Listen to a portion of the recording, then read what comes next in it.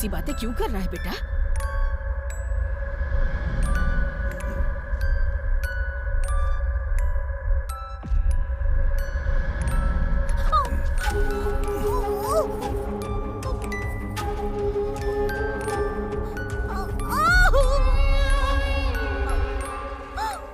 ये सब सच है क्या? मैंने तो कभी ऐसा सोचा ही नहीं था। पता नहीं क्या करेंगे इसके साथ।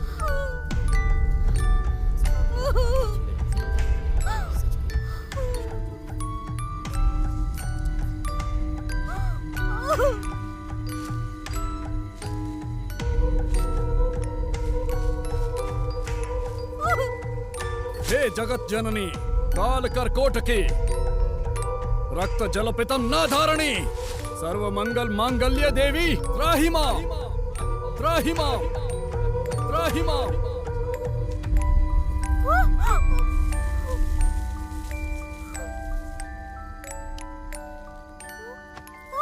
दुष्टों पर अत्याचार करने वाली देवी की जय हो। यदि वो बुरी शक्तियों की प्रतिनिधि है तो आज रात उसका जीवन समाप्त हो जाएगा, और अगर ऐसा नहीं है तो अपने घर चली जाएगी। लेकिन एक बात याद रखना, तुम में से कोई भी रात में यहाँ नहीं आना चाहिए। अगर कोई आएगा तो खून की उल्टी करके मर जाएगा।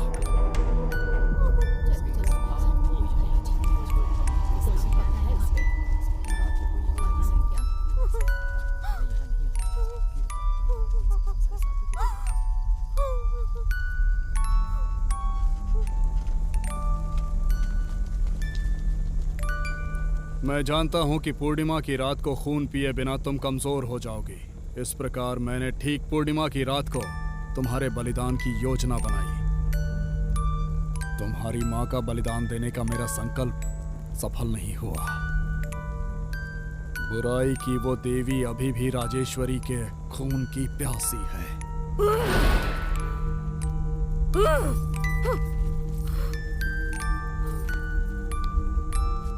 तुम राजेश्वरी का खून हो। इतना ही नहीं, तुमको जन्म से ही शक्तियां प्राप्त हैं। मैं तुम्हारे जैसे व्यक्ति की बलि देकर एक महान तांत्रिक बन जाऊंगा।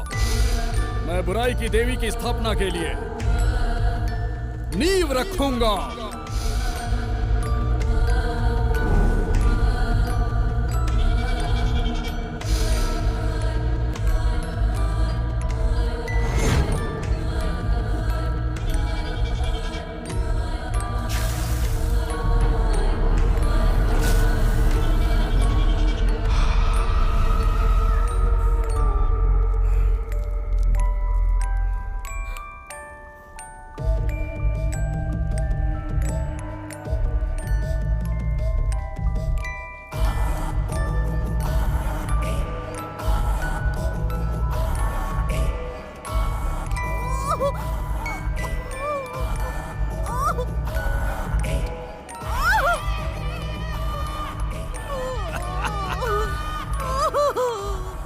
चिल्लाओ चिल्लाओ, तुम्हारी चीखें कपालिका को खुश कर देंगे।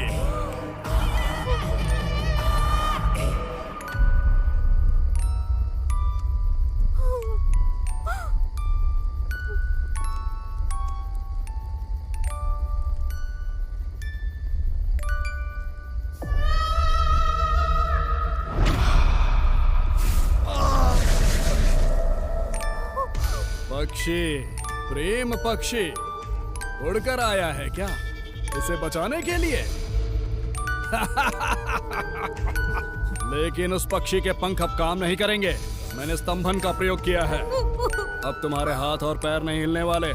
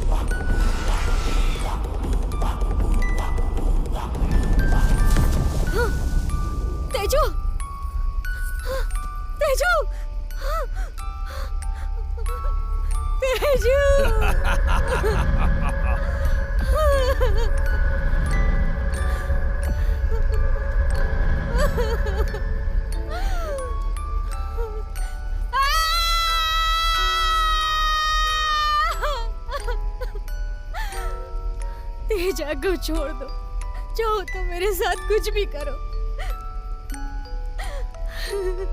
मैं तुम्हारा विरोध नहीं करूंगी। तुम्हारे पास मुझसे अधिक शक्तियां हैं, लेकिन तुम मेरे हाथों बलि चढ़ जाओगी। जानती हो ऐसा क्यों है? प्रेम। वो शक्तियां होने के बावजूद कमजोर बनाता है। सुनो राजेश्वरी, तुम्हें अपनी बेटी को शूद्र पूजा के साथ साथ बुरी क्रूरता भी सिखानी चाहिए थी। बगुलामुखी, आ जाओ।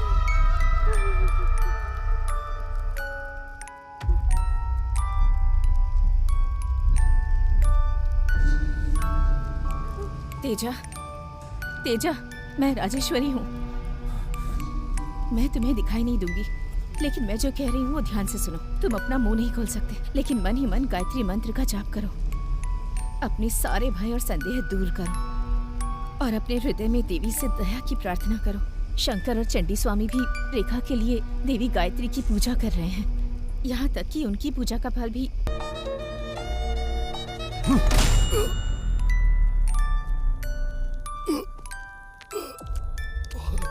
जब जादूगर पूजा के दौरान अपना खून देखता है या जब वो मंत्रों का सही उच्चारण नहीं कर पाता, तो पूजा असफल हो जाती है।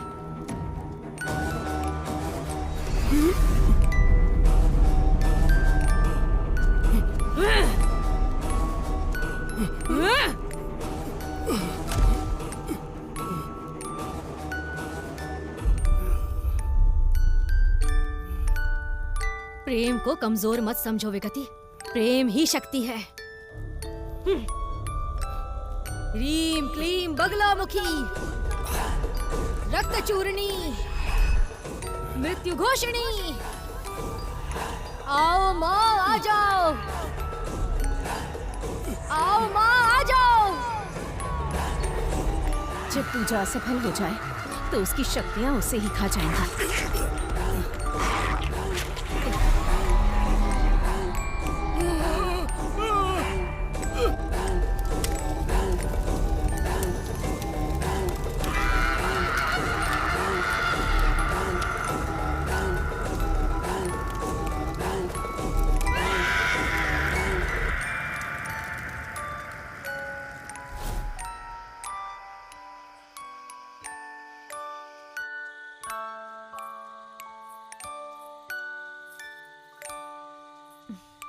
तो क्या तुमने मुझे माफ कर दिया? बचपन में जो कुछ भी हुआ उसके लिए मैं तुम्हें दोषी कैसे ठहरा सकता हूँ? तेजू, मुझे तुम्हारी माँ के बारे में एक बात बतानी है। क्या? क्या तुम जानते हो कि तुम्हारी माँ को इस दुनिया में सबसे ज्यादा कौन पसंद था? वो तुम हो तेजू, लेकिन वो तुम पर कभी भी अपना प्यार नहीं दिखा सकी।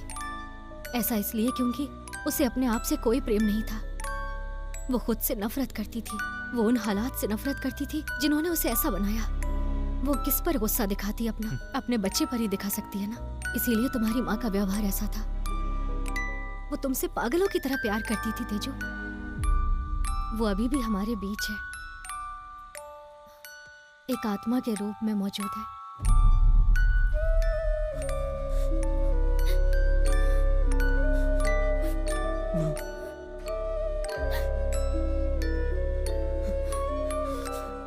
माँ।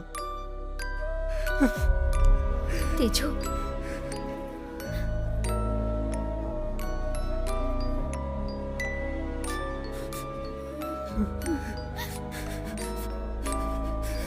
बस करो तेजू।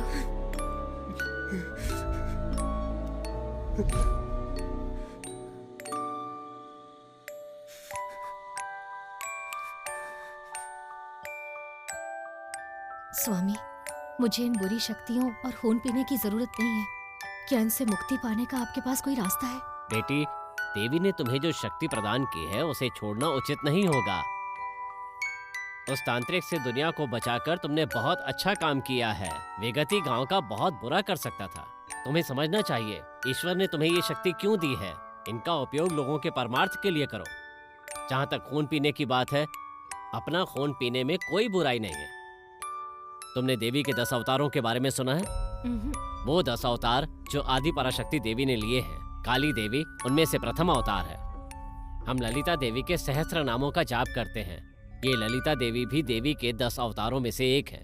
तारा, भुवनेश्वरी, मातंगी भी इसी श्रेणी में आती हैं। पराशक्ति देवी के 10 अवतारों में से छठा अवतार है चिन्नामस्ता देवी, और ये देवियों में सबसे क्रूर रूप है। इसलिए ज्यादा चिंतित मत हो, अपना खून पीने में कोई बुराई नहीं है। विजयी भव।